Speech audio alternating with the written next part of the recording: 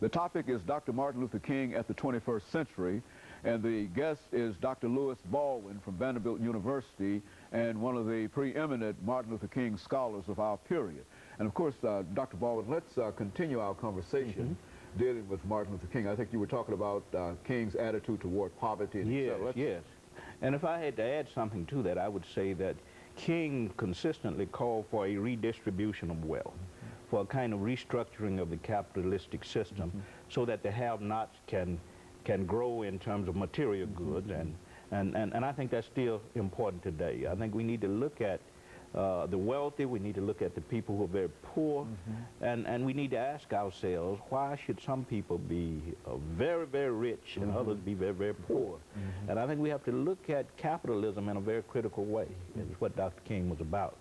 Now, regarding the issue of creating a culture of life and a culture of peace, the issue of war, Dr. King always told us that you can't create that kind of culture with the military or with violence. And it seems to me that too many in our society today are talking about a culture of peace and a culture of life, but they are very open to the use of military means.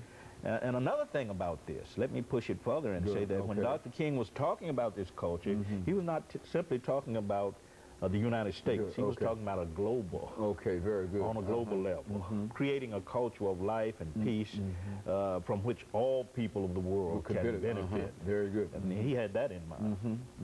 Very good. You know, and of course, Dr. King had quite a number of things to say about many things, but now you also mentioned scholarship, and let me sort of raise this question in terms of the scholarship. Has much changed in reference to certain aspects of Dr. King, the assassination, for example, and some of the other things that are traditional in terms of our thought patterns in reference to Dr. King? That's an excellent question. There are several schools of thought. I mean, I should say, you have those who deal with Dr. King's assassination, who are now subscribing to what is called a conspiracy theory. And that's pretty much accepted now in scholarly circles, that his death resulted from a conspiracy that involved many forces in our society. So James Earl Ray didn't just go out and shoot him by himself. Exactly. I mean, that single assassin theory is pretty much rejected now by most scholars. But the scholarship, I find most impressive the fact that the scholarship now is beginning to deal with Dr. King as a thinker, as an intellectual. Up until the 1980s, most of the scholarship treated him as an activist, as one who led demonstrations in the street, as one who employed nonviolent tactics such as boycotts and street demonstrations and civil disobedience, etc. But in the last 2 decades, scholars have become more interested in Dr. King as an intellectual. What kind of ideals did he set forth?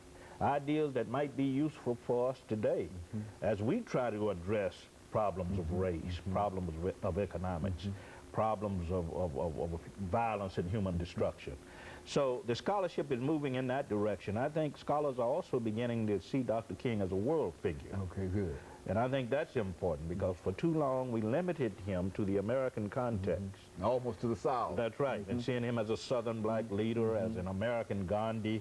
But now scholars are looking at his impact on liberation movements around the world, in South Africa, Vietnam, India, Africa, and how he has influenced liberation movements worldwide, how he has inspired people. I don't think it's an accident that in over 100 countries today, Dr. King's birthday is recognized or celebrated. And that really puts him in a very unique place in history, because even presidents of the United States don't have that kind of recognition.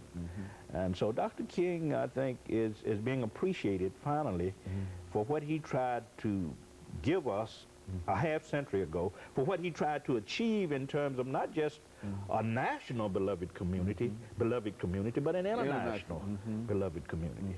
And so King still, the whole career will still have a tremendous impact upon whatever we do having to do with human relations. Exactly. There's no question about it. We hear the song "We Shall Overcome" all the time. Women who are interested in women liberation sing that song. the anti-war protest in Crawford, Texas recently. The song "We Shall Overcome" was heard. So I think it says something about Dr. King's legacy and how that legacy continues to live in movements for justice, in peace movements, in movements against poverty. Also, Dr. King, I think we have to keep this in mind, was very much concerned about health care issues. Very good. Because he moved from this idea of this dignity and worth, the sacredness of all life. All life is sacred. So he was concerned about health care, and that's a major problem in the 21st century. Millions of people don't have health care. And Dr. King was very much concerned about that. He was concerned about the handicapped. He was concerned about children's rights. All of these issues Speak to that young we people, consider. Dr. King, and young people. I mean, children, young people. I mean, what's with that? Unfortunately, scholars have not addressed that yet, but I've been going through some of his papers at the King Center, and I've gone to Boston University a number of times, and the letters he wrote to children are very impressive because he always challenged them not only to study, but to think ahead. To think in terms of what they wanted to become, to think in terms of the kinds of contributions they could make, not just to the uplift of themselves, but to the uplift of humanity. Now, interestingly enough, about 10, 15 years ago, the King Center did publish a major manual on how to teach Dr. King's principles to children. But unfortunately, schools have not noticed, have not taken note of that particular document.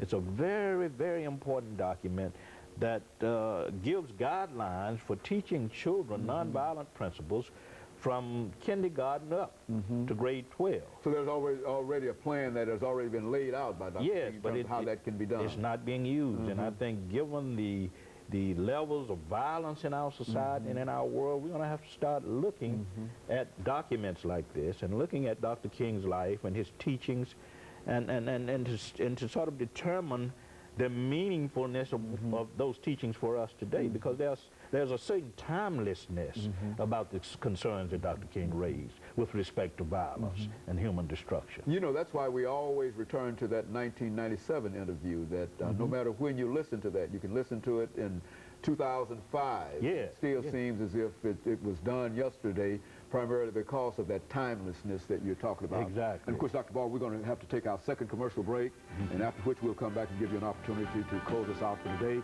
And we'll see our audience following this very, very short commercial break.